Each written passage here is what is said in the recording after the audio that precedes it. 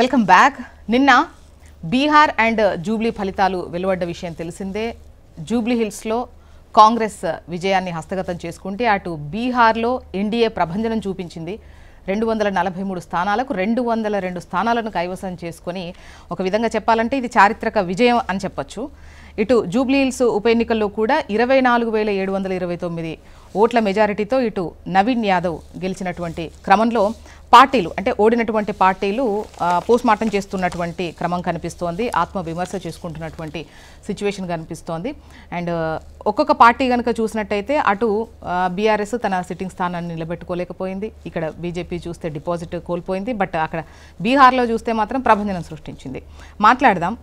అంటే ముఖ్యంగా గెలుపోటములకు సంబంధించి పార్టీల అభిప్రాయాలు ఎలా ఉన్నాయి, వాళ్ళకి ఏది వర్కౌట్ అయింది, ఏది అవలేదు అని అనుకుంటున్నారు అనేది డిస్కస్ చేద్దాం. గెస్టులు సిద్ధంగా ఉన్నారు.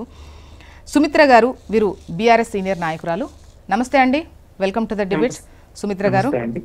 వెంకటరెడ్డి గారు, వీరు బీజేపీ సీనియర్ నాయకులు. నమస్తే అండి వెంకటరెడ్డి గారు. డాక్టర్ చరణ్ కౌశిక్ యాదవ్ గారు, కాంగ్రెస్ సీనియర్ నాయకులు. నమస్తే అండి చరణ్ కౌశిక్ యాదవ్ గారు. నమస్తే అండి. సుమిత్ర గారు, మీకు గుర్తుండే ఉంటుంది ఎన్నికలు రాబోతున్నటువంటి క్రమంలో, ముందుగా జూబ్లీ మాట్లాడుకున్న తర్వాత మనం బీహార్కి వెళ్దాం. సో ఎన్నికలు రాబోతున్నటువంటి క్రమంలో యాక్చువల్గా ప్రభుత్వం మీద రెఫరెండం అనడం కన్నా కూడా మీరే సవాల్ విసిరారు. ఈ ఎన్నికల్లో వచ్చినటువంటి ఫలితాలు ప్రభుత్వ పాలనకు రెఫరెండంగా చూద్దాము, దానికి తగ్గ సమాధానం రావాలని ప్రతి ప్రచారంలో కూడా ప్రస్తావించినటువంటి క్రమంలో ఇప్పుడు రెఫరెండంగానే భావిద్దామా? జ్యోత్స్న గారు, మీకు, వెంకటరెడ్డి గారికి, చరణ్ కౌశిక్ గారికి, హెచ్ఎంటీవీ ప్రేక్షకులకు నమస్తే అండి. గెలుపోటములు ప్రజాస్వామ్యంలో ఎన్నికల్లో గెలుపోటములు అనేవి అత్యంత సర్వసాధారణం. ఎవరో ఒకరు ఓడాల్సిందే, ఒకరని కాదు, ఒకరే గెలుస్తారు. ఎంతమంది పోటీ చేసినా నిన్న జూబ్లీ హిల్స్ లో 58 మంది అభ్యర్థుల్లో ఒకరు గెలుస్తారు. ఆ ఒక్కరు మరి తను కాంగ్రెస్ అభ్యర్థి కావడం, అంతకుముందు రాజకీయాల్లో కొనసాగడం నవీన్ యాదవ్, 2 సార్లు అదే అసెంబ్లీకి ఓటమి పాలవడం, 3వసారి తాను గెలవడం, ఇదంతా చూస్తూ వస్తున్నాం. అయితే తప్పకుండా మేము చెప్పామండి, కేటీఆర్ గారు చెప్పారు, మేము చెప్పాము, ఇది ప్రభుత్వ పాలనకు రెఫరెండంగా భావించాల్సిందే అని. ఆ ధైర్యం మాత్రం అప్పుడు కాంగ్రెస్ చేయలేదు. నిజంగా కాంగ్రెస్ భయపడింది. గెలుపు ఉండనున్నదో ఓడనున్నామో అని చెప్పేసి పాలన తీరు పట్ల వాళ్ళకు ఉన్నటువంటి దాంతో ప్రజల్లో వస్తున్నటువంటి వ్యతిరేకత కారణంగా వాళ్ళు గెలుస్తామనేటువంటి నమ్మకం లేని దశలో వాళ్ళు వెనక్కి తగ్గడం, ముఖ్యమంత్రి గారే స్వయంగా ఇది రెఫరెండం కాదు, ఎన్నికలు వస్తూ పోతూ ఉంటాయని చెప్పడం విన్నాము. మేము మాత్రం తప్పకుండా మాట మార్చడం లేదండి. అప్పుడు అన్నాం, ఇప్పుడు అంటున్నాం, రెఫరెండంగానే భావించాలని అనుకున్నాం, చెప్పినాం, అదే దానిగా భావించాలని చెప్పినాం. సరే, ప్రజలు ఈ తీర్పు ఇచ్చారు. అక్కడ తీర్పును స్వాగతించడం తప్ప ప్రజాస్వామ్యంలో ఇంకేం చేయలేం కదా. తప్పకుండా మరి నవీన్ యాదవ్ గారికి అయితే అభినందనలు. 3వసారి బలంగా తాను స్థానికుడు అనే ప్రచారం, బీసీ బిడ్డ అనే ప్రచారం, 2 సార్లు ఓడిన సానుభూతి, కారణాలు ఏవైనా గెలిచిండు కాంగ్రెస్ అభ్యర్థిగా. కారణాలు అంతకుముందు ఎంఐఎం క్యాండిడేట్ గా అందరి అక్కడ మహాగఠబంధన్ ఏమైందో కానీ ఇక్కడ మహాగఠబంధన్ బీజేపీతో సహా కలిసి ఏర్పడినటువంటి కాంగ్రెస్ మహాగఠబంధన్ ఏకాకి బీఆర్ఎస్ ను ఓడించగలిగింది. ఏకాకి ఒంటరి పోరాటం మాది. సమస్త రాజకీయ శక్తులు కాంగ్రెస్ అంటోంది ఒంటరిగా గెలిచాము, అసలు ఒక విధంగా చెప్పాలంటే బీజేపీ సపోర్టివ్ గా ఉంది, అన్ని అస్త్ర శస్త్రాలు వదిలేసి బీఆర్ఎస్ కు వెళ్ళనివ్వండి, ఓటింగ్ అనేది అంటే అటే పోనివ్వండి అన్న విధంగా వదిలేసింది అని చెప్పేసి మరి కాంగ్రెస్ చేస్తున్న విమర్శను ఎట్లా చూద్దాం? లేదండి, మొదటి నుంచి మీరు బీజేపీ తీరు పరిశీలిస్తే బండి సంజయ్ గారు కాంగ్రెస్ బీజేపీ కొట్లాడుకోవడం కాదు, ఆ కొన ఊపిరితో ఉన్న బీఆర్ఎస్ నాయత బొందబెట్టేదాకా మనం కలిసి పనిచేయాలని పిలుపునిచ్చిన సందర్భాన్ని విన్నాం కదా, చూసినాం కదా కల్లారా. ఇక్కడ రాష్ట్రం విషయానికి వస్తే బలమైన ప్రాంతీయ పార్టీలు ఉన్న చోట మరి వీళ్ళిద్దరి పప్పులు ఉడకవు, 2 జాతీయ పార్టీలు. కాబట్టి 2 జాతీయ పార్టీలు బలమైన ప్రాంతీయ పార్టీలను మట్టుబెట్టాలనే ప్రయత్నం చేస్తాయి. ఆ క్రమంలోనే ఇక్కడ అస్త్ర సన్యాసం చేసి కాంగ్రెస్ కు పూర్తి స్థాయిలో సహకరించింది అనేది రాష్ట్రానికి, ఒక జూబ్లీ హిల్స్ నియోజకవర్గానికి కాదు, రాష్ట్రానికి మొత్తం తెలిసినటువంటి విషయం. అది బహిరంగ రహస్యం కాదు, రహస్యం కాదు, బహిరంగమే. అది 1% కూడా రహస్యం కాదు, బహిరంగమే, అందరికి తెలిసినటువంటి విషయమే. అటు బీజేపీ విషయానికి వస్తే ఇంకా ఆయన్నే పెద్ద జాబితానే చదివారు సీఎం గారు, ఎవరెవరి పొత్తుతో ఎవరు తాము అక్కడ పోటీ చేస్తున్నాం అనేది ఎంఐఎం అండ ఉభయ కమ్యూనిస్టులు, అలాగే ఇంకా కోదండరామ్ గారని, ఆయన ప్రభావం ఉన్నదా లేదా అనేది తర్వాత అంశం. కానీ ఇదంతా చేర్చుకొని జాబితాలో చేర్చుకొని అందరం కలిసి పోటీ చేస్తున్నటువంటి అభ్యర్థి అని చెప్పేసి చెప్పడం మనం విన్నాం. అందరూ ఒక్కటే ఎక్కడ 2 సార్లు, ఒకసారి కార్పొరేటర్ కూడా ఇదైందట, 2 సార్లు అసెంబ్లీకి దగ్గరగా 2వ స్థానంలో ఉండి ఎంఐఎం అభ్యర్థిగా, అట్లా తర్వాత ఇండిపెండెంట్ గా కూడా చేసి ఆ సానుభూతి ఏది ఏమైనా నవీన్ యాదవ్ ఇప్పుడు కాంగ్రెస్ అభ్యర్థిగా గెలిచిండు అనేది ఒప్పుకోవాల్సినటువంటి సత్యం. అక్కడైతే గెలిపి జరిగింది. ఓకే, వెంకటరెడ్డి గారు చెప్పండి మేడం. ఇప్పుడు వాళ్ళకు మీరు అంటే ఇటు కాంగ్రెస్ కా అటు బీఆర్ఎస్ కా ఇవన్నీ పక్కన పెడితే బీజేపీకి డిపాజిట్ కోల్పోవడాన్ని ఎట్లా చూడాలి? ఇప్పుడు ఈవెన్ ఎన్నికల ముందు చాలా సందర్భాల్లో మీకు సవాల్ విసిరారు, మీరు డిపాజిట్ రావడం చూసుకోండి ఫస్ట్ అని.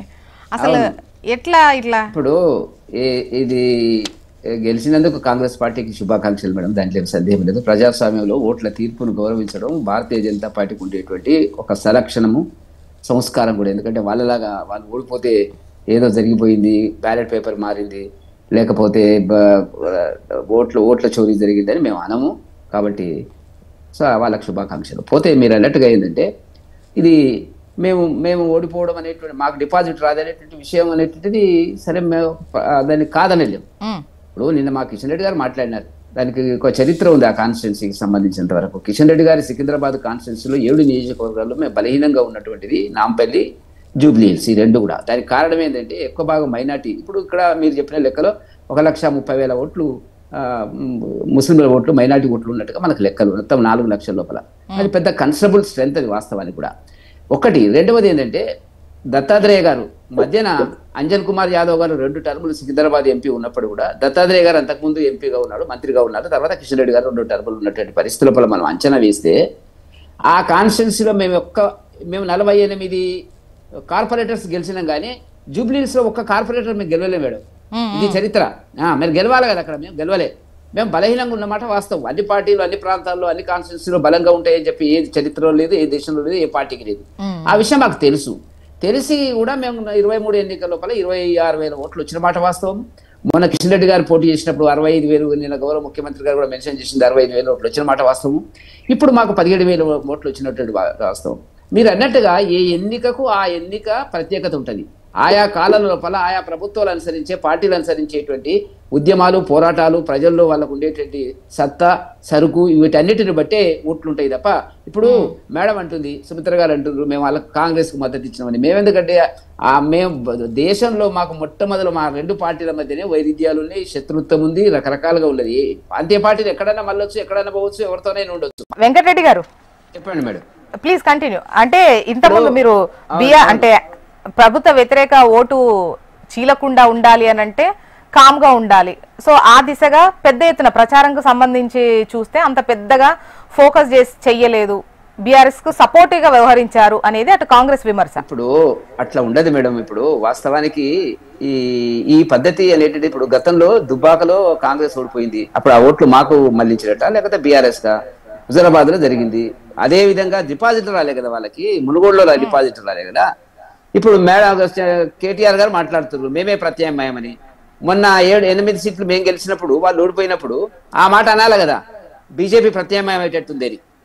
ఎమ్మెల్సీ ఎలక్షన్ లో వాళ్ళు అసలు పోటీ చేయలేదు, మేము గెలిచినప్పుడు ఆ మాట కేటీఆర్ గారు అనాలి కదా. అట్లా ఉండదు. ఎన్నికకు ఒక ప్రత్యేకత ఉంటుంది, దాంట్లో ఏం సందేహం లేదు. అది అనేక అంశాల మీద ఆధారపడి ఉంటుంది. ఏ పార్టీ కూడా మేము గెలిచినా కూడా అది మేము ప్రత్యామ్నాయం గెలుపుకి అంటే తోడైన అంశాలు ఏమనుకుంటున్నారు మీరు? నేను అనుకుంటున్నటువంటిది ఏంటంటే రేవంత్ రెడ్డి గారు కొడంగల్లో తిరిగినంతగా ఎక్కువగా ఈ కాన్స్టిట్యూన్సీలో గల్లీకి వీధికి తిరిగినాడు, అన్ని సెక్షన్లను మరి అడిగినాడు, కొన్ని సెక్షన్లను బెదిరించినాడు. రెండవది ముస్లింలకు సంబంధించినటువంటి, ఇప్పుడు 1,30,000 ఓట్లు ముస్లింలు మైనారిటీ ఉన్నటువంటి ఓట్లలో మీరు 50% పోలైందంటే నా లెక్కలో మాకున్న అంచనా ఏంటంటే 65% ముస్లింల ఓట్లు పోలైనటువంటి సందర్భం కనపడుతుంటది. సుమారుగా 70,000 ఓట్లు పోలైనవి. ఆ 70,000 ఓట్లు ఎన్ బ్లాక్ గా కాంగ్రెస్ కు వచ్చినటువంటి పరిస్థితి. కొన్ని ఓట్లు పోయేవేమో బీఆర్ఎస్ కు. చివరికి ఏంటంటే భారతీయ జనతా ఆ వర్గం ఓట్లకు సంబంధించి ఒక 40,000 లెక్కే ప్రతిసారి, అంటే ఏ పార్టీ లెక్కేసుకున్నా కూడా ఒక 40,000 వేస్తారు, మీరు 70,000 వేశారు. ఈసారి వచ్చింది అట్లా. బీఆర్ఎస్ కు పోయేది వీరాసు ఏదైనా పడితే 10-12 ఓట్లు పడితే పడి ఉండొచ్చు వాళ్ళకు. బీఆర్ఎస్ కుండే మొన్నటి అంటే ఎన్నికలకు ముందు 3 రోజుల వరకు ఉంది మేడం. ఉన్న తర్వాత అనేక కారణాలతోని ఏంటంటే ఇక బీజేపీ ముందుకు వస్తుందేమో, బీజేపీ అనేటువంటి దాని కింద వచ్చినప్పుడు జరిగిందంతా అంతే కదా, అక్కడ జరుగుతున్నటువంటిది అక్కడ బీహార్లో జరిగింది అంతే కదా. కాబట్టి ఇక్కడ జరిగింది ఏంది, రేవంత్ రెడ్డి గారు 51% ఓట్లు మాకు వచ్చినవి, 49% వాళ్ళకి వచ్చినాయి అంటే ఏం తేడా మేడం, ఒకటి మైనస్ ఒకటి ప్లస్ చేస్తే సమానం అవుతుంది, లేకపోతే 0.5 ఎక్కువ వేస్తుంది, అది కాదు కదా. దాంతోని విరవీగవలసిన అవసరం లేదు, జబ్బలు తెలుసుకోవాల్సిన అవసరం లేదు, ప్రజలంతా మా వైపు ఉన్నారు అనేటువంటి దాని కూడా పొరపాటు. మా 26,000 ఓట్లు ఉన్నాయి, మా 65,000 ఓట్లు కిషన్ రెడ్డి గారు పడ్డాయి. మరి 17,000 ఓట్లు వస్తే సుమారుగా 50,000 ఓట్లు ఎవరికి పోయినట్టు మాకు, అంటే కాంగ్రెస్ పోయినట్ట లేకపోతే బీఆర్ఎస్ పోయినట్టుగా? అట్లా కుదరదు. ప్రజలను అవమానించారు. ఈ పాలన కావచ్చు, అధికార పార్టీ అయ్యి ఉండి నెక్స్ట్ 3 ఏళ్ళు కూడా వాళ్ళ పాలన రావాల్సినటువంటి అటువంటివి కాకుండా ఓన్లీ ఈ లెక్కతోనే వేశారని అనుకుంటున్నారు మంత్రులు. అవును, వేస్తారు కదా. అంటే అధికార పార్టీ పెద్దగా చేసింది ఏం లేదు. అక్కడ ఏం చేసిండ్రు, వాళ్ళకు చేసింది అనేది రాష్ట్ర వ్యాప్తంగా చేసింది అక్కడ ఉన్నటువంటిది. కాకపోతే ఏంటంటే ఒక ప్రాంతానికి సంబంధించినటువంటి ఒక సామాజిక వర్గానికి చెందినటువంటి వాళ్ళు ఓటింగ్ లో పెద్దగా పార్టిసిపేట్ చేయాలి అనేది మాకు ఉన్నటువంటి రిపోర్ట్స్. దానికి కారణం ఏంటంటే వేస్తే మాకు వేయండి, లేకపోతే వాళ్ళని బెదిరించడం, వాళ్ళ వ్యాపారాలు ఉన్నాయి, వాళ్ళకి సంబంధించిన అనేక అంశాలు ఉన్నాయి. రేవంత్ రెడ్డి గారు గతంలో వాళ్ళతో పనిచేసిండు, టీడీపీలో ఉన్నప్పుడు రకరకాల ఈక్వేషన్స్ ఉన్నాయి అక్కడ, లేవని కాదు. మీరు ఉంటే సైలెంట్ ఉండండి, లేకపోతే మాకు వేయండి అనే పద్ధతుల ఇబ్బంది పడ్డ వాళ్ళు ఉన్నారు. నిజానికి కొన్ని ఓట్లు అటు పోవాల్సింది, టీఆర్ఎస్ పార్టీకి పోవాల్సింది. వాస్తవాలు చెప్తున్నాను, వాళ్ళు కూడా గమనించుకున్నారు. అనేక కారణాలు ఉంటాయి తప్ప అంత మాత్రం చేత మేమేదో గెలిచినమని కేటీఆర్ గారు మేమే ఇక ప్రత్యామ్నాయం అని అనుకుంటే అది పొరపాటు. ప్రజలు ఎప్పటికప్పుడు తీర్పులు ఇస్తుంటారు, జరుగుతుంది. ఇప్పుడు బీహార్ చరణ్ గారు సమాధానం తీసుకుందాం. చరణ్ గారు గుడ్ మార్నింగ్ అండి. చెప్పండి, అంటే ఇక్కడ కొన్ని చోట్ల బెదిరింపులు కావచ్చు, సామాజిక వర్గాల ఈక్వేషన్స్ కావచ్చు, మీరు ఆ లైన్ లో వెళ్ళారు, సో అందుకే విజయం మిమ్మల్ని వరించింది అనేది విపక్షాల మాట. మేడం, ఇక్కడ ఎవరిని బెదిరియాల్సిన అవసరం లేదు. అదే కాకుండా ఎలక్షన్ కమిషన్ పరిధిలో ఎవరైనా పనిచేయాల్సిందే. రాష్ట్రం అధికారులు కావచ్చు, పోలీస్ యంత్రాంగం కావచ్చు, అదేవిధంగా ఎవరైనా ఎలక్షన్ కమిషన్ ఆధ్వర్యంలో పనిచేయాలి. ఎలక్షన్ కమిషన్ ఎవరి ఆధ్వర్యంలో పనిచేస్తుంది? కేంద్ర ప్రభుత్వం ఆధ్వర్యంలో ఉంటుంది. అంటే ఇప్పుడు బీహార్లో మీరు అదే చేశారే చెప్పండి. బీహార్లో రాష్ట్రంలో జేడీయూ ఉన్నది, కేంద్రంలో నరేంద్ర మోడీ గారు ఉన్నారు. అంటే నరేంద్ర మోడీ గారు ఎన్డీఏలో భాగస్వామ్యంగా ఉన్నాడు, జేడీయూ ఇద్దరు కలిసి మరి బీహార్ లో రిగ్గింగ్ చేసిరా, లేదా బెదిరి? మీరు కూడా బెదిరి చెప్పండి మరి. అంటే మీరు బీహార్ లో గెలిస్తే కరెక్ట్, తెలంగాణ రాష్ట్రంలో కాంగ్రెస్ పార్టీ జూబ్లీస్ గెలిస్తే అది తప్పు, బెదిరితే అని చెప్పే ప్రయత్నం దయచేసి మానుకోవాలి. ఎందుకంటే అంతకుముందు కూడా మా అభ్యర్థిని అదే చేసిరు, రౌడీ అని Mudra వేసిరు. KCR BRS party rowdy అని ముద్ర వేస్తే భారతీయ జనతా పార్టీ కిషన్ రెడ్డి గారు సమర్థించే ప్రయత్నం కూడా జరిగింది. ఇక్కడ జూబ్లీస్ చరిత్రలో ఇప్పటి వరకు 2009లో ఏర్పడితే అత్యధిక మెజార్టీ కాంగ్రెస్ పార్టీ అభ్యర్థికి వచ్చి 24,000 చిల్లర వచ్చింది. ఇంతకుముందు 2009లో మా విష్ణువర్ధన్ రెడ్డి గారు 22,000తో గెలిచిన పరిస్థితి మనం చూసినాం. తర్వాత ఇప్పటి వరకు గోపీనాథ్ గారు కానీ ఇంకొకరు కానీ అంత మెజార్టీ రాలేదు. అదే కాకుండా రికార్డు స్థాయిలో మా అభ్యర్థికి 51% ఓట్లు వచ్చినాయి. అదే కాకుండా 7 డివిజన్లు ఉంటే 7 డివిజన్లు కూడా కాంగ్రెస్ పార్టీ గణనీయమైనటువంటి పైచేయి సాధించి తప్ప ఎక్కడ కూడా తక్కువ, ఒక డివిజన్ లో తక్కువ, ఇంకో డివిజన్ ఎక్కువనే వచ్చినాయి తప్ప తక్కువ ఎక్కడ రాలేదు. అదే కాకుండా పోస్టల్ బ్యాలెట్ లో కూడా కాంగ్రెస్ పార్టీ మంచి బలమైనటువంటి, అంటే ఉన్న పోస్టల్ బ్యాలెట్ లో 101 పోల్ అయితే అందులో కూడా గణనీయంగా ఓట్లు వచ్చిన పరిస్థితి మనం చూస్తా ఉన్నాం. కాబట్టి ఏ యాంగిల్ చూసినా జూబ్లీస్ లో కాంగ్రెస్ పార్టీ 2009లో ఏర్పడిన తర్వాత అక్కడ గణనీయంగా ఓటింగ్ కావచ్చు, అదే విధంగా పర్సెంటేజ్ కావచ్చు, మెజార్టీ కావచ్చు, పోస్టల్ బ్యాలెట్ కావచ్చు, అన్నిటిలో మంచి ఆధిక్యత కాంగ్రెస్ పార్టీ కనబరిచింది. అదే కాకుండా మీరు చూస్తా ఉన్నారు కాంగ్రెస్ పార్టీ సంబంధించి అభ్యర్థిని ఇంకా ప్రతిసారి బదనాలు చేసే ప్రయత్నం చేసి రకరకాల ప్రాపగండ క్రియేట్ చేసి సోషల్ మీడియా వేదికగా రకరకాల ఫేక్ సర్వేలు కావచ్చు, ఫేక్ ప్రాపగండ కావచ్చు, V6 పేరు మీద దాదాపు 10 వీడియోలు రిలీజ్ చేసి వెలుగు మీద చేశారు.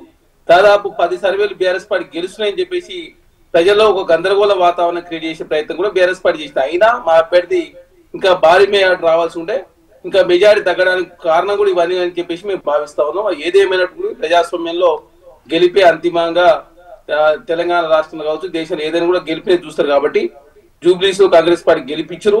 అదే కాకుండా బీఆర్ఎస్ పార్టీ సిట్టింగ్ స్థానాన్ని కాంగ్రెస్ పార్టీ కైవసం చేసుకుంది. తెలంగాణ రాష్ట్రంలో ఇప్పటివరకు 8 ఎలక్షన్ జరిగినాయి. బై ఎలక్షన్ సంబంధించి పాలేరు కావచ్చు, నారాయణఖేడ్ కావచ్చు, మునుగోడు కావచ్చు, హుజురాబాద్ కావచ్చు, నగర్ కావచ్చు, దుబ్బాక కావచ్చు, కంటోన్మెంట్ కావచ్చు, అదే విధంగా జూబ్లీస్ కావచ్చు. ఇప్పటివరకు 8 ఎలక్షన్ జరిగినాయి. ఓన్లీ కుటుంబ సభ్యులు నాగార్జున సార్లు మాత్రమే గెలిచి తర్వాత ఎక్కడ గెలవని పరిస్థితి మనం చూస్తా ఉన్నాం. కాబట్టి తెలంగాణ రాష్ట్రంలో బై ఎలక్షన్ లో 2 పార్టీలను మాత్రం ఆదరిస్తా ఉంది. ఎందుకంటే మీరు హుజురాబాద్ తీసుకున్నా అదే, ఎందుకంటే కాంగ్రెస్ పార్టీకి మాకు 3,000 వచ్చినాయి. దుబ్బాక చూసినప్పుడు 3వ పార్టీకి మాకు 20,000 ఓట్లు వచ్చినాయి. మునుగోడు చూసినప్పుడు 3వ పార్టీకి 23,000 ఓట్లు మాత్రం వచ్చినాయి. నారాయణఖేడ్ తీసుకుంటే అక్కడ టీడీపీ బీజేపీ పొత్తులు పోటీ చేస్తే 15,000 ఓట్లు వచ్చినాయి. తర్వాత పాలేరులో మూడో పార్టీగా ఉన్నటువంటి సిపిఎం పార్టీకి 15,000 ఓట్లు వచ్చిన పరిస్థితి. అదే కాకుండా హుజూర్నగర్లో భారతీయ జనతా పార్టీకి 5,000 వచ్చినాయి, నాగార్జున సాగర్లో 7,000 వచ్చినాయి. కాబట్టి బై ఎలక్షన్ లో మూడో పార్టీ అనేది అంత ఈజీగా తెలంగాణ ప్రజలు అయితే యాక్సెప్ట్ చేస్తున్నారు. కనీసం తక్కువ ఓట్లు వస్తున్న పరిస్థితి 2 పార్టీల మధ్య మాత్రమే పోటీ జరుగుతా ఉంది. ప్రధానంగా ఏదేమైనట్టు కూడా భారతీయ జనతా పార్టీకి పోయినసారి 25,000 ఓట్లు వచ్చినాయి, ఈసారి అది ప్రధానంగా తక్కువ కావడం. అదే కాకుండా ఫేక్ పాపకండ బీఆర్ఎస్ పార్టీ గోపీనాథ్ గారు చనిపోయినప్పటి నుంచి అక్కడ మకామేసి 6 నెలల కాలం పాటు వాళ్ళు శ్రమించి రకరకాల ఇబ్బందులకు గురి చేసే ప్రయత్నం వారు చేసినప్పటికీ కాంగ్రెస్ పార్టీ ఓన్లీ మేము 20 రోజుల ప్రచారం. అంతకుముందు మా పొన్నం ప్రభాకర్ ఆధ్వర్యంలో హైదరాబాద్ ఇన్ఛార్జిగా ఉన్నారు కాబట్టి వారు కావచ్చు, తుమ్మల నాగేశ్వర గారు కావచ్చు, అదేవిధంగా పోలింగ్ టైంలో కూడా కాంగ్రెస్ పట్ల పలు ఆరోపణలు చేశారు కదా, ఈ రెగ్గింగ్ అని, అడ్డుకోవడం అని, దాడులని, లోపలికి రానివ్వట్లేదు అని చెప్పేసి. మేడం ఓడిపోతున్నాం అని చెప్పేసి వాళ్ళ ముందే అర్థమయ్యి రకరకాల అంటే అస్త్రాలను ప్రయోగించే ప్రయత్నం. నెక్స్ట్ సమాధానం చెప్పుకోవాలి. ఎందుకు ఓడిపోయారంటే రిగ్గింగ్ చేసిన కాబట్టి మేము ఓడిపోయినాం, ఎందుకు ఓడిపోయారంటే వాళ్ళు భయపెట్టించారు కాబట్టి మేము ఓడిపోయినాం చెప్పే ప్రయత్నంలో బీఆర్ఎస్ పార్టీ ముందుకు పోయింది. ఎందుకంటే మొదటి నుంచి అర్థం అవుతుంది ఏంటంటే మా అభ్యర్థి చాలా బలమైన అభ్యర్థి. 14లో పోటీ చేసి సెకండ్ వచ్చిండు, 18లో పోటీ చేసిండు, తర్వాత 23లో టికెట్ ఇచ్చినప్పుడు కూడా కాంగ్రెస్ పార్టీ ఉన్నాడు. కాబట్టి ఖచ్చితంగా కాంగ్రెస్ పార్టీ అభ్యర్థి గెలిచిన పూర్తి తీసుకో. కాకపోతే ఇది రాజకీయ చరిత్రలో ఒక రికార్డు అధ్యయనం. ఎందుకంటే -5% నుంచి +5 వచ్చుడు అనేది చాలా అర్థమైనటువంటి సంఘటన. ఇది ఒక కేస్ స్టడీగా మిగిలిపోతుందని చెప్పేసి రాజకీయ విశ్లేషకులు చెప్తా ఉన్నారు. ఎందుకంటే తక్కువ కాలంలో -5 ఉన్నటువంటి అంటే ఖచ్చితంగా ఓడిపోతుందన్న పరిస్థితి నుంచి ఖచ్చితంగా గెలిస్తే పరిస్థితి వచ్చిందని చెప్పేసి చాలా స్పష్టంగా రాజకీయ విశ్లేషకులు చెప్తా ఉన్నారు. కాబట్టి ఇది ఒక కేస్ స్టడీగా అధ్యయనం చేస్తారు, ఇది కేస్ స్టడీగా మిగిలిపోతుందని చెప్తా ఉన్నారు. కాబట్టి కాంగ్రెస్ పార్టీగా మేము ప్రజలకు ఏమి హామీలు ఇచ్చినాం, ఏమి చేయబోతా ఉన్నాం, ఏం చేసినాం, ఈ 2 సంవత్సరాల కాలంలో బీఆర్ఎస్ పార్టీ 10 సంవత్సరాలు ఏం చేసింది, భారతీయ జనతా పార్టీ దత్తాత్రేయ గారు కేంద్ర మంత్రి కూడా, కిషన్ రెడ్డి గారు కేంద్ర మంత్రి కూడా ఏం చేశారు, అదే కాకుండా హైదరాబాద్ సంబంధించి భవిష్యత్తులో ఏం చేయబోతా ఉన్నామని చెప్పి చాలా స్పష్టంగా ప్రజల ముందు ఉంచడం. అదే కాకుండా బీహార్ సంబంధించిన ఫలితాలను మనం విశ్లేషించినప్పుడు దాని కూడా రకరకాల గురించి మాట్లాడదాం. సుమిత్ర గారు ఏమన్నా సబ్మిషన్ ఉన్నదా? నెక్స్ట్ టాపిక్ లోకి బీహార్ లోకి వెళ్ళిపోదాం. అయితే కౌశిక్ గారు 23లో మరి ఇవ్వకున్నా టికెట్ ఇవ్వకున్నా కాంగ్రెస్ లో కొనసాగిన అభ్యర్థి కాంగ్రెస్ అభ్యర్థి అని చెప్పడం జరిగింది. ఆయన ఎప్పటి నుంచి కాంగ్రెస్ లో ఉన్నారు, మరి ఎంఐఎం అభ్యర్థికి ఎప్పుడు పోటీ చేసిండ్రు, ఇండిపెండెంట్ గా ఎప్పుడు పోటీ చేసిండ్రు అనేది తెలియాలండి. 2018 ఇండిపెండెంట్ అనుకుంటా, అంతకుముందు ఎంఐఎం. మేడం 14లో ఎంఐఎం నుంచి పోటీ చేస్తే 18 ఇండిపెండెంట్ చేసిండు, 18 నుంచి ఖాళీగా ఉండి 23లో కాంగ్రెస్ పార్టీలో జాయిన్ అయ్యి కాంగ్రెస్ పార్టీ టికెట్ ఇచ్చినప్పుడు కాంగ్రెస్ పార్టీకి గెలుపు కోసం ఆజాద్ గారు గెలుపు కోసం పనిచేసారు. అప్పుడే మాట ఇచ్చినాం నెక్స్ట్ ఎలక్షన్ మీకు అవకాశం ఇస్తామని చెప్పినాం.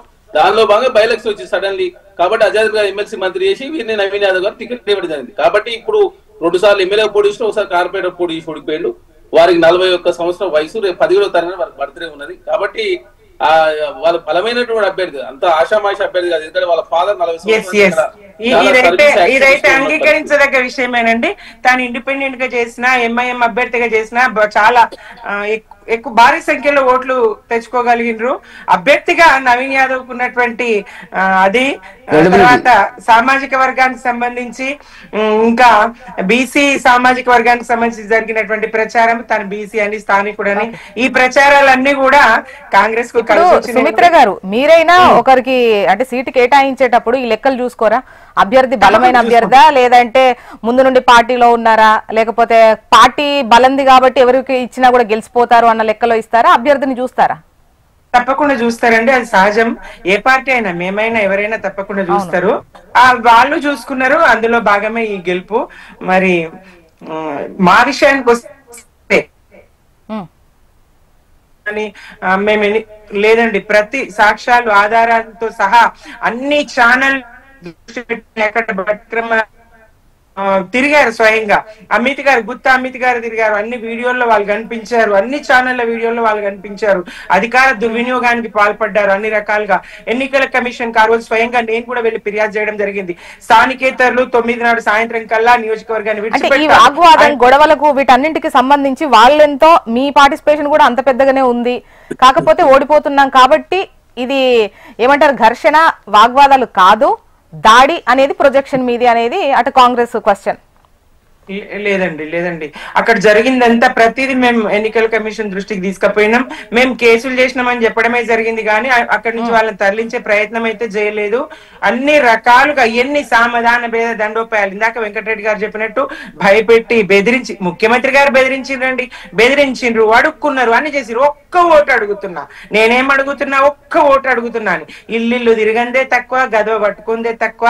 స్వయంగా ముఖ్యమంత్రి గారే రంగంలోకి దిగి ఎన్ని రకాలుగా సుమిత్ర గారు ఎందుకు వెళ్ళకూడదు? మీరు ఆగండి, తీసుకుంటా సమాధానం తీసుకుంటా. చరణ్ గారు నన్ను మాట్లాడియండి. చెప్పండి జ్యోత్స్న గారు ఏమంటున్నా? సుమిత్ర గారు ఎందుకు తిరగకూడదు? ఇప్పుడు మాకు ఓటేయండి అని ఎందుకు అడగకూడదు? గదం ఒక్కటే తక్కువ పట్టుకోవడం అంటే ఎందుకు గదం పట్టుకొని ఎందుకు అడగకూడదు ఓటేయమని? ముఖ్యమంత్రిగా తనకు అనేక బాధ్యతలు ఉంటాయండి. రాష్ట్రాన్ని, పరిపాలనను, ఇతర రంగాలకు సమయం ఇవ్వాల్సినటువంటి అవసరం. గతంలో ఎప్పుడు మాజీ సీఎం గారు ఎన్నికల ప్రచారంలో ఓటేయమని మాట్లాడలేదా, అడగలేదా? ఎస్, అడగొచ్చు. కానీ ఇంత సమయాన్ని ఇంత డివిజన్ల వారిగా తిరిగినటువంటి మహా అయితే ఒక్కసారండి, ఒక్కోసారి అయితే అది కూడా లేదు, ఆ ప్రచారం కూడా లేదు. మహా అయితే ఒక్క సభలో మాట్లాడిన సందర్భాలే ఉంటాయి. గతంలో ఏ సీఎంలను చూసినా, మా కేసీఆర్ గారు మాత్రమే అని కాదు, ఎవరిని చూసినా పరిస్థితి అట్లా ఉంటది. కానీ ఇక్కడ అట్లా కాదు. మరి ముఖ్యమంత్రినే మారుస్తారనేటువంటి పెద్ద ఎత్తున ప్రచారం జరగడం, దానికి మరి ఆయన ఇది రెఫరెండమే కాదని చెప్పడం, ఇదన్నీ చూస్తే మరి జరిగినటువంటి పనితీరు, ప్రయత్నము, మొత్తము మంత్రాంగం అంతా, అధికార యంత్రాంగం అంతా. ఓకే, చూద్దామండి. జూబ్లీహిల్స్ ఉప ఎన్నికలు ముగిశాయి, ఫలితం వచ్చింది, కాంగ్రెస్ విజయం సాధించింది, మా బాధ్యత పెరిగింది, ఈ 3 సంవత్సరాలు మరిన్ని అభివృద్ధి కార్యక్రమాలు అక్కడ మేము చేయాల్సి ఉంది అని చెప్పేసి వాళ్ళు అన్నారు. మీరు ప్రతిపక్షంలో ఉండి కూడా ఖచ్చితంగా పోరాటం చేస్తాము అని అన్నారు. చూద్దాం, అంటే జూబ్లీహిల్స్ అభివృద్ధి ఏ విధంగా జరుగుతుంది ఏంటి అనేది. ఇప్పుడు కొన్ని లెక్కలు ఉంటాయి, ఎవరికి ఓటేస్తే నిధులు వస్తాయి, ఎవరికి ఓటేస్తే అభివృద్ధి జరుగుతుంది అనేటువంటివి, పథకాలకు సంబంధించి కావచ్చు. సో వాళ్ళ లెక్కలు వాళ్ళవి, చూద్దాం ఇకపై ఉంటుంది. రైట్, ఇక బీహార్ కు సంబంధించి విజయానికి సంబంధించి ఎన్డీఏ ప్రభంజనం అని చెప్పొచ్చు ఒక విధంగా చెప్పాలి అని అంటే. 243కు 202 స్థానాల్లో ఎన్డీఏ విజయం సాధించినటువంటి క్రమంలో ఇటు మహాగఠబంధన్ కు సంబంధించి కేవలం 35 స్థానాల్లో విజయం సాధించింది. చరణ్ గారు, మేడం ఏంటి ఈ బీహార్ కు సంబంధించి మీ పోస్ట్ మార్టం ఏంటి? మేడం, ప్రధానంగా బీహార్ చూసినప్పుడు పర్సంటేజ్ లోనేమో చాలా లిటిల్ బిట్ వ్యత్యాసం ఉన్నది. కానీ సీట్లలో చూసినప్పుడు చాలా పెద్ద ఎత్తున భారతీయ జనతా పార్టీ జేడీయూ గెలిచిన పరిస్థితి చూస్తాం. ఇప్పుడు కాంగ్రెస్ పార్టీ 2020లో మాకు 9.45% వచ్చింది. కానీ ఈసారి 8.76%, అంటే 0.72% తగ్గితేనే మా సీట్లు 13 తగ్గిన పరిస్థితి మనం చూస్తాం. ఆర్జేడీ సంబంధించి 2020లో దాదాపు 23.11% వస్తే ఇప్పుడు 22.86, అంటే 0.25% తగ్గితేనే దాదాపు 25 సీట్లు తగ్గిన పరిస్థితి మనం 50 సీట్లు తగ్గింది, ఒకటి కాదు 50 సీట్లు తగ్గింది. అదే కాకుండా జేడీయూ సంబంధించి 3.8% పెరిగితే వాళ్ళ సీట్లు 41% పెరిగింది.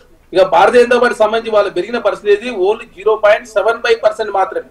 కానీ వాళ్ళు 47 సీట్లు పెరిగిన పరిస్థితి. అంటే మాకు తగ్గిన ఓట్లు భారతీయ జనతా పార్టీ పెరిగితేనే 47 సీట్లు పెరిగినాయి. అదేగా ఎల్జేపీ సంబంధించి, అదే చిరాగ్ పాస్వాన్ సంబంధించి ఇంకా వాళ్ళ ఓట్ బ్యాంకు 0.76% తగ్గింది అయినా ఒక సీట్ నుంచి 19 సీట్లు గెలిచిన పరిస్థితి కనపడతాం.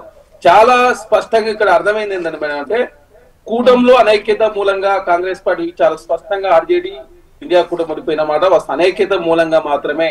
ఎందుకంటే ఓట్ బ్యాంక్ చూసినప్పుడు జస్ట్ 2% లో భారతీయ జనతా పార్టీ కావచ్చు, జేడీయూ కావచ్చు, ఎల్జేపీ కావచ్చు చాలా స్పష్టంగా ఆదిత్య కనబరిచారు. ఎందుకంటే పోయినసారి చిరాగ్ పాస్వాన్ గారు 120 స్థానాల పై పోటీ చేసిరు, 33 స్థానాల్లో జేడీయూను దాదాపు 32 స్థానాల్లో ఓడగొట్టే పరిస్థితి మనం చూసాం. ఈసారి అట్లాంటి పరిస్థితి లేకుండా అదేవిధంగా నరేంద్ర మోడీ గారు కూటమిలో ఉన్న పార్టీలను కూడా కలిసి ఎక్కడ కూడా ఫ్రెండ్లీ పోటీ కానీ, అదే కాకుండా కూటమిలో ఎవరు కూడా ముందస్తుగా క్యాండిడేట్ అనౌన్స్ చేసుడు, అదే కాకుండా 10,000 రూపాయలు ఏదైతే నితీష్ కుమార్ గారు 3-4 నెలల నుంచి అక్కడ ఇచ్చుడు మహిళలకు, కాంగ్రెస్ పార్టీ 30,000 ఇస్తానా కూడా ప్రజలు నమ్మని పరిస్థితి. కాంగ్రెస్ పార్టీ మేనిఫెస్టో ప్రకటించలేదు. కాంగ్రెస్ పార్టీ సంబంధించి చాలా స్పష్టంగా కొన్ని దిక్కులో ఫ్రెండ్లీ ఓట్ అని, అదే కాకుండా ఇండిపెండెంట్ క్యాండిడేట్ కంట్రోల్ చేసిన కష్టం కాంగ్రెస్ పార్టీ కంట్రోల్ చేయలేకపోయింది. అదే కాకుండా ఎంఐఎం పార్టీ అంటే ఈ గెలుపు అనేది ఇండి కూటమికి సంబంధించి అసలు ఏం జరగబోతుంది అంటే, ఇంత కలిసికట్టుగా ఉండి కూడా 35 సీట్లు తెచ్చుకోవడం అనేది, ఇప్పుడు పర్సంటేజ్ చూడరు, సీట్లే చూస్తారు. అదే చెప్తాం అంతే కదండి. ఇక్కడ చాలా స్పష్టంగా ఏంటంటే నితీష్ కుమార్ గారు మద్దతు లేకుండా కేంద్రంలో నరేంద్ర మోడీ గారు బీహార్ ప్రజలకు అర్థమైంది. దానిలో భాగంగా కేంద్ర ప్రభుత్వం 59,000 కోట్ల రూపాయలు ప్రత్యేక సాయం ఆల్రెడీ స్టార్టింగ్ లోనే నరేంద్ర మోడీ గారు గెలిచిన కొత్తలో బీహార్ భారీ ఇరిగేషన్ ప్రయాణాలకు పైసలు ఇచ్చుడు, అదే కాకుండా 10,000 రూపాయలు నితీష్ కుమార్ గారు ఇచ్చుడు, అదే కాకుండా కూటమిలో ఎక్కడ కూడా అనేది లేకుండా సీట్ల పంపకాల్లో కావచ్చు, ముందస్తు ప్రచారంలో కావచ్చు, అదే కాకుండా 3 సంవత్సరాల కాలం కేంద్రంలో నరేంద్ర మోడీ ప్రభుత్వం ఉంటది కాబట్టి 1 కోటి ఉద్యోగాలు ఇస్తారని చెప్పారు. కేంద్రం నుంచి సాయం అంతా ఉంది కాబట్టి ఖచ్చితంగా నితీష్ కుమార్ గారు నరేంద్ర మోడీ గారు ఉంటేనే బీహార్ డెవలప్మెంట్ అయితే చెప్పేసి బీహార్ ప్రజలు భావించి బీహార్ ప్రజలు భారతీయ జనతా పార్టీకి జేడీకు పట్టం కట్టడం చాలా స్పష్టంగా కనపడతాం. అదే కాకుండా కూటమిని సమర్థవంతంగా సీట్ల పంపకాల్లో నరేంద్ర మోడీ గారు కావచ్చు, నితీష్ కుమార్ గారు కావచ్చు, ఎక్కడ కూడా చిన్న భేదాభిప్రాయాలు లేకుండా పరిస్థితించే ప్రయత్నం మేనిఫెస్టో రిలీజ్ చేసి కావచ్చు బీహార్ ప్రజలు మనలో బుద్ధిదారులు చాలా సక్సెస్ఫుల్ గా వాళ్ళు కంప్లీట్ చేశారు. అదే కాకుండా ఇక్కడ ప్రశాంత్ కిషోర్ గారు కాంగ్రెస్ పార్టీ సంబంధించిన ప్రతిపక్షాల ఓటు సంబంధించి 3% వారు చీల్చుడు, ఎంఐఎం పార్టీ 2% చీల్చుడు, బీఎస్పీ సంబంధించి 2% చీల్చుడు, ఇట్లా రకరకాల ప్రతిపక్షాల ఓటేమో చాలా స్పష్టంగా స్ప్లిట్ అవ్వడం భారతీయ జనతా పార్టీకి జేడీ కూటమి చాలా బలంగా లాభం జరిగింది. Bharatiya Janata party vote percentage 0.75% పెరిగినప్పటికీ దాదాపు 50 స్థానాలు పెరుగుడు. నితీష్ కుమార్ గారు తప్ప ఎల్జేపీ చిరాగ్ పాస్వాన్ కావచ్చు, భారతీయ జనతా పార్టీ కావచ్చు ఓట్లు చిరాగ్ పాస్వాన్ గారి 0.75% తగ్గి భారతీయ జనతా పార్టీ 0.7 పెరిగి నితీష్ కుమార్ గారు మాత్రం 3.8% పెరగడంతో ప్రధానంగా కూటమి సమైక్యంగా ఉండడంతో అక్కడ బీహార్ లో మంచి ఫలితం చాలా స్పష్టంగా వచ్చిన కనపడతా ఉంది. కాబట్టి ఖచ్చితంగా పునఃసమీక్ష చేసుకోవాల్సిన అవసరం ఉంది. అదే కాకుండా పొత్తులు పెట్టుకోవడం ఇంపార్టెంట్ కాదు. పొత్తుల్లో ఖచ్చితంగా ఎవరి ఇండిపెండెంట్ క్యాండిడేట్ లేకుండా అదే కాకుండా ముందస్తుగా సో అదే అనేది అంటే ఈ టైంలో ఇండి కూటమికి సంబంధించి ఏం సఖ్యత ఉంది, ఎలా కలిసి నడుస్తున్నారు, ఈ గ్యాపే మీకు సీట్లు కోల్పోయేలా చేస్తుంది. ఇంకోటి కూడా జరిగింది. ఇక్కడ 60 లక్షల ఓట్లు తొలగించారు, కొత్తగా 21 లక్షల ఓట్లు కూడా కొత్తగా నమోదైన పరిస్థితి. 60 లక్షల ఓట్లు కూడా ఇండియా కూటమికి సంబంధించి కాంగ్రెస్ ఈ విషయం పట్ల ఒక స్ట్రైట్ క్వశ్చన్ అండి. ఇప్పుడు 60 లక్షలు తొలగించారు, ఎవరైతే మా ఆధార్ కార్డులు ఇవి, ఇది మా ఐడి కార్డు మా తొలగించారు, ఆధార్ లేదు ఐడి కార్డు వాట్ ఎవర్ ఏదైనా ఐడెంటిఫికేషన్ కార్డు తీసుకొచ్చి మా ఓటు తొలగించారంటే వాళ్ళది యాడ్ చేశారు కదా. ఒకవేళ ఓటు పోతే పబ్లిక్ అడుగుతుంది కదా, నా ఓటు పోయింది అని గల్లంత నేను చెప్తా ఉంది ఏంటంటే హర్యానా సంబంధించి 25 లక్షల ఓట్లు పెరిగినాయి. ఉత్తరప్రదేశ్ వాళ్ళు ఎంపీ ఎలక్షన్ లో ఉత్తరప్రదేశ్ వేసి ఎమ్మెల్యే ఎలక్షన్లకు వస్తాకే 9 లక్షల మంది ఉత్తరప్రదేశ్ వాళ్ళు హర్యానా ఓటు వేస్తే కాంగ్రెస్ 1,12,000 ఓట్లతో ఓడిపోయినాం. మహారాష్ట్రలో కోటి ఓట్లు ఎంపీ ఎలక్షన్ తర్వాత పెరిగినాయి. అదే కాకుండా కర్ణాటకలో ఉచితాల వ్యతిరేకం అని చెప్పిన భారతీయ జనతా పార్టీ ఢిల్లీకి వస్తాలకే మధ్యతరగతి ప్రజలు ఇబ్బంది పడతా ఉన్నారు కాబట్టి ఇన్కమ్ ట్యాక్స్ రిబేట్ 12 లక్షలు తక్కువ చేయడంతో ఢిల్లీలో 40 లక్షల మంది మధ్యతరగతి ప్రజలు లాభం జరగడంతో ఢిల్లీలో కేజ్రీవాల్ కన్నా కూడా ఉచితంగా చాలా పథకాలు ఇవ్వడంతో ఢిల్లీలో గెలిచింది. ఇప్పుడు జిఎస్టీ స్లాబ్స్ ఇప్పుడు తక్కువ చేసిరు, ఆల్రెడీ బీఆర్ ప్రత్యేక నిధులు ఇచ్చారు, కూటమి రూపంలో కావచ్చు ఓటు రూపంలో కావచ్చు, ఏ అవకాశాన్ని కూడా భారతీయ జనతా పార్టీ ఎన్డీఏ కూటమి ఒప్పుకోలేదు. ఒకసారి సుమిత్ర గారి ఒపీనియన్ తీసుకుందామండి బీహార్ ఫలితాలకు సంబంధించి, ఆ తర్వాత సమాధానం వెంకటరెడ్డి గారి దగ్గర నుంచి తీసుకుంటాను. సుమిత్ర గారు మీరేంటనుకుంటున్నారు ఎన్డీఏ ప్రభంజనంపై? కొద్ది శాతం ఓట్లే అక్కడ మేము పోగొట్టుకున్నదే అని కౌశిక్ గారు అంటారు. ఇక్కడ తెలంగాణ విషయంలో కూడా అదే జరిగింది కదా, కొద్ది శాతమే కదా. గత అసెంబ్లీ ఎన్నికల్లో మేము ఈ కాంగ్రెస్ అధికారంలో రావడానికి 1.84% కదా, ఈ ఓట్ల శాతం కాదండి. ప్రధానంగా నిజంగా ఆ ప్రభావం అయితే ఉంది. నితీష్ కుమార్ గారు 10,000 ఇచ్చినటువంటి ప్రభావము, మోదీ గారు నితీష్ గారి అది సహకారం కావాలి, మద్దతు కావాలి కాబట్టి ఆ రాష్ట్రానికి సహకరించి నిధులు ఇచ్చినటువంటిది అయితే ఉన్నది. కానీ రాహుల్ గాంధీ గారి ప్రభావం, ఓటు చోరీ ప్రభావం అంతగా కనపడలేదు. ఎందుకంటే ఆయన పాలిత రాష్ట్రాలని ఆయన నిర్లక్ష్యం చేస్తూ ఇక్కడ ఆయన దృష్టి పెట్టకుండా కేవలం బీజేపీ ఎన్నికలు జరుగుతున్నటువంటి ప్రాంతాల్లోకి వెళ్ళి ఓటు చోరీ గురించి ప్రసంగించడం ఇదంతా అక్కడ ప్రజలైతే దాన్ని తీసుకున్నారని అనుకోను. ఎట్లయితే మేమిక్కడ అన్ని రాష్ట్రాల గురించి చర్చ చేసుకుంటున్నామో, కౌశిక్ గారు అన్ని రాష్ట్రాల గురించి మాట్లాడుతున్నారో, అక్కడ ఉన్నటువంటి నాయకులు కానీ ప్రజలు కానీ రాష్ట్రం కొంతమంది కాంగ్రెస్ పాలిత రాష్ట్రాల్లో లేని నీతి ఇతర రాష్ట్రాల్లో వాటిని ఉండాలని ఆశించడం అయితే రాహుల్ గాంధీ గారికి అయితే అక్కడ ప్రజలు విశ్వసించలేరు అనేది అయితే స్పష్టము. భవిష్యత్తు నేత రాహుల్ అనేటువంటి వీళ్ళు చేస్తున్నటువంటి ప్రచారం మరి ఏ మేరకు ప్రభావం చూపుతుంది, ఎట్లా ప్రత్యామ్నాయం కాగలుగుతుంది బీజేపీకి? బలమైనటువంటి ప్రాంతీయ పార్టీల మద్దతు లేకుండా అక్కడ బీజేపీ బీజేపీ కూడా ఈ రెండు జాతీయ పార్టీలు కూడా ప్రాంతీయ పార్టీల మీద ఆధారపడే తమ ఉనికిని కాపాడుకునే ప్రయత్నం చేస్తున్నాయి అనేది అయితే స్పష్టం అండి. ఒంటరిగా బరిలోకి వెళ్లే ధైర్యము సాహసము రెండు జాతీయ పార్టీలు కూడా చేయడం లేదు. ప్రతి రాష్ట్రంలోనూ ఇదే పరిస్థితి, బీహార్ లోను ఇప్పుడు జరిగింది అదే పరిస్థితి అండి. తప్పకుండా మేడం సుమిత్ర గారు మేడం జీ నేను చెప్పండి చరణ్ గారు. ఇక్కడ చూస్తున్నప్పుడు మీరు ప్రధానంగా బీహార్ సంబంధించి 2020లో ఆర్జేడీ 23.1% వచ్చింది. హైయెస్ట్ మెజార్టీ వచ్చిన హైయెస్ట్ పర్సెంటేజ్ వచ్చిన పార్టీ ఆర్జేడీ. ఈసారి కూడా ఆర్జేడీకి 22.9% ఆర్జేడీకి వచ్చినాయి. భారతీయ జనతా పార్టీకి వచ్చింది 20% మాత్రమే, ఆ జేడీకి వచ్చింది 19% మాత్రమే. అయినప్పటికీ ఆర్జేడీ కావచ్చు కాంగ్రెస్ కూటమి ఓడిపోయిన పరిస్థితి మనం చూస్తా ఉన్నాం. కాబట్టి అత్యధిక ఓటు పర్సెంట్ వచ్చిన పార్టీగా ఆర్జేడీ మిగిలింది. అదే కాకుండా ఇండియా కూటమికి సంబంధించినటువంటి పర్సెంటేజ్ ఎక్కడ కూడా తక్కువ రాలేదు. కాకపోతే కూటమి కట్టే దాంట్లో కావచ్చు 10,000 రూపాయలు సంబంధించి మహిళలకు ఇచ్చినటువంటి పథకం బ్రహ్మాండంగా అది బీహార్ లో వెంకటరెడ్డి గారు ఇక్కడ మూడు అంశాలు చెప్పుకోవచ్చు. చరణ్ గారు ఒకటి, ఈ మహిళలకు ఎన్నికలకు ముందు వేసినటువంటి 10,000 ఒకటి, అండ్ మోర్ ఓవర్ ఏంటంటే బడ్జెట్ కు సంబంధించి అప్పుడు విమర్శలు కూడా వచ్చాయి. దేశవ్యాప్తంగా పెడుతున్న బడ్జెట్ లేదు, బీహార్ ఎన్నికలను దృష్టిలో పెట్టుకొని పెట్టిన బడ్జెట్ గా ఉంది. సో కేంద్రం ఫోకస్ బీహార్ కు సంబంధించి బాగుంది, డబుల్ ఇంజన్ సర్కార్ వస్తేనే బాగుంటది అన్నటువంటి ప్రొజెక్షన్ ఇవ్వడంలో మీరు సఫలమయ్యారు, అందుకే ఇన్ని సీట్లు వచ్చాయి. ఇది వాళ్ళ సమాధానం. లేదంటే జ్యోత్స్న గారు ఒకటి ఏంటంటే మోదీ నితీష్ కుమార్ గారి యొక్క నాయకత్వాన్ని బీహార్ ప్రజలు బ్రహ్మరథం పట్టినారు. ఒక సునామీ, ఒక 10 సునామీలు కలిపితే వచ్చేటువంటి పరిస్థితి ఎట్లుంటుందో వాతావరణంలో వాళ్ళ కాంగ్రెస్ పార్టీ దాని కూటమి తేజస్వి మొత్తం కొట్టుకొని పోయి అడ్రస్ లేకుండా కొట్టుకుపోయినట్టు పరిస్థితి. 202 సీట్లు అంటే మామూలు విషయం కాదు. మీరు అన్నట్టుగా 243లో 101 మేము పోటీ చేసినాము, 101 జేడీయూ సింబాలిక్. సరే, దానికి సంబంధించినటువంటి పరిస్థితి ఆలోచిస్తే 202 సీట్లు గెలవడం అనేటువంటిది ఒక్కొక్కటి ఢిల్లీ నుంచి హర్యానాలో ఆల్మోస్ట్ ఇక వాళ్ళే గెలుస్తున్నారు అనేటువంటి పరిస్థితి. మహారాష్ట్రలో అంతకంటే భయంకరంగా మాకు వచ్చినటువంటి, ఇక్కడికి వచ్చినప్పుడు భయంకరంగా అంటే కాంగ్రెస్ కు భయంకరంగా, ఇక్కడికి వచ్చేటప్పటికి మేము 202 సీట్లు గెలవడం అనేటువంటిది బీహార్ ప్రజలు పట్టం కట్టడం అనేటువంటిది మోదీ యొక్క నిర్వహణలో నితీష్ కుమార్ యొక్క పాలనలో వచ్చినటువంటి గొప్ప తీర్పు అని చెప్పి మేము భావిస్తున్నటువంటి సందర్భం. ఇప్పుడు చరణ్ కౌశిక్ గారు 0.1, 0.2, 0.3 ఇవన్నీ లెక్కలు, అవన్నీ లెక్కలకు లెక్కలేదు. నేను చెప్తా, మీరు ఎందుకు ఓడిపోయినో చెప్తా. అదే మళ్ళీ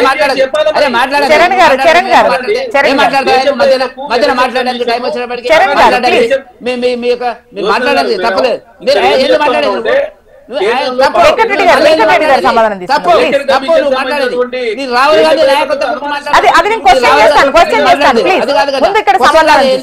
ఎంతసేపు మాట్లాడతాడు మేడం? ఎంతసేపు మాట్లాడతాడు? టైం తీయండి, నాకు ఎంత టైం ఇచ్చినారు మీరు తీయండి. వాళ్ళ టైం నా టైం ఇండివిజువల్ వీడియోస్ లో నేను ఇట్లా కాదు కదా. మాట్లాడదు, నేను చెప్తా. ఇలా బీహార్ లో ఆ గతి పట్టడానికి వాళ్లకు రాహుల్ గాంధీ కారణము. ఓటు చోరీ అని దేశవ్యాప్తంగా ఓటు చోరీ, గద్దె చోరీ అని జరిగి 24 జిల్లాలలో 115 కాన్స్టిట్యూన్సీలో ఆయన తిరిగిన దగ్గర ఒక్క సీటు కూడా గెలవలేదు. మీరు గుర్తుపెట్టుకోండి ఆయన చేసినటువంటిది. ఇలా ఓట్లు పోతే ప్రజలు రోడ్ల మీదకి వస్తారు. ఎందుకంటే 65% ఓట్లు వచ్చినాయి, అలా పోలింగ్ జరిగింది. ఎందుకు రాలేదు? మొత్తము అక్కడ నాశనం పట్టించింది. ఏమన్నా 10 సీట్లు ఎక్కువ వచ్చేదేమో తేజస్వి యాదవ్ కు నాశనం పట్టించింది రాహుల్ గాంధీ. ఈ దేశంలో ప్రత్యామ్నాయ రాజకీయ శక్తి కాదు అనేటువంటిది ప్రజలు రాష్ట్రం నుంచి ఒక రాష్ట్రం నుంచి మరొక రాష్ట్రాన్ని నిరూపిస్తున్నారు. అవి కప్పిపుచ్చుకోవడానికి మోటార్ సైకిల్ మీద ప్రియాంక గాంధీ గారిని వెనక కూర్చుని పెట్టుకుని పోతే ఓట్లు వస్తాయి, జనం వచ్చిర్రు అనే పద్ధతిలో కాదు. ఏం జరిగిందండి? సుప్రీంకోర్టు జడ్జిమెంట్ ఇవ్వలేదా ఓట్లకు సంబంధించినటువంటిది?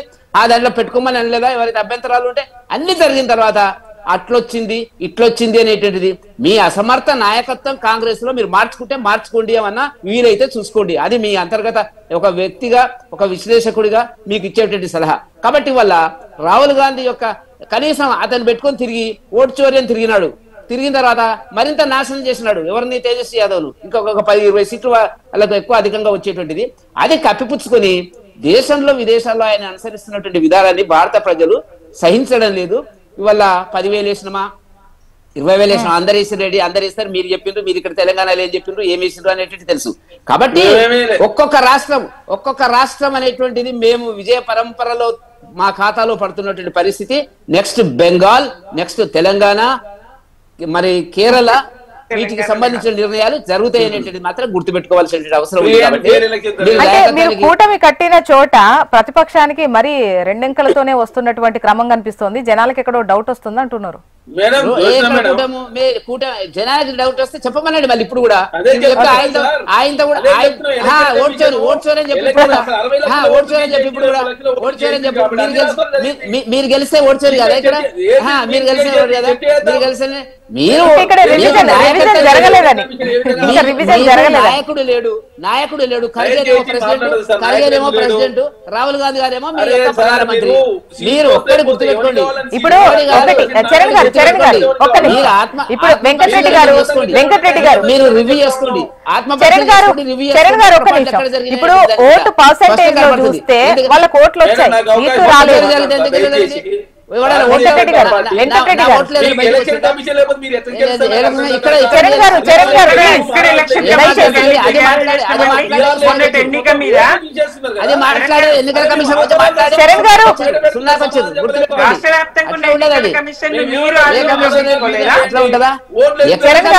గారు మీరు అవే మాట్లాడి అదే మాట్లాడి అట్లా మాట్లాడడం మానేస్తే కాదమ్మా అట్లా వెంకటరెడ్డి గారు ఒకటి ఇక్కడ రివిజన్ జరగలేదని, మరోవైపు వాళ్ళకు ఓట్లు అంటే వాళ్ళకు పర్సెంటేజ్ వాళ్ళ వైపు కూడా జనాలు రాలేదు. కానీ రాహుల్ గాంధీని ప్రజలు పక్కకు పెట్టిండ్రు. దాన్ని మాట్లాడేటది ఏదో ఓట్లు మాట్లాడలే మీ ముఖ్యమంత్రి గారు. సుమిత్ర గారు చెప్పండి, ఒక లైన్ లో ఏమైనా చెప్పాలనుకుంటే. ఓట్చోరీ గది చూడండి ప్రచారం చేసి తెలంగాణలో మాత్రం ఓట్చోరీని గద్దె మీద కూర్చోబెట్టినటువంటి దీన్ని ఎట్లా ప్రశ్నిద్దామండి? దీన్ని ఎట్లా చూద్దాము? ఓట్చోరీ గద్దె చూడని చెప్పేసి దేశవ్యాప్త 50 లక్షల నగదుతో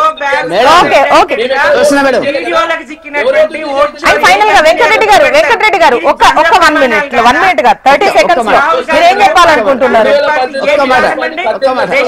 చరణ్ గారు సుమిత్ర గారు ప్లీజ్. చరణ్ గారు అండ్ సుమిత్ర గారు ప్లీజ్ దయచేసి. చరణ్ గారు వెంకటరెడ్డి గారు చెప్పండి. ఇప్పుడు నేనేమంటున్నా మేడం అంటే ఈ ఓట్ల చోరీ గద్దె చోరీ అనేటువంటి యొక్క అర్థరహిత ఆలోచన చేస్తే ఏమైంది వచ్చే రాజ్యం.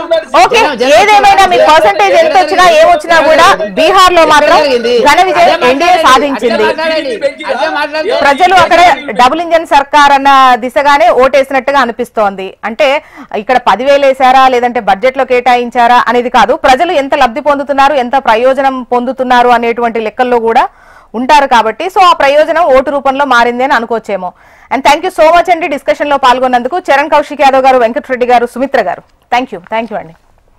ఇది వాళ్ళ న్యూస్ అనాలిసిస్. చూస్తూనే ఉండండి హెచ్ఎం టీవీ. వార్త ఆగదు, నిజం తాగదు.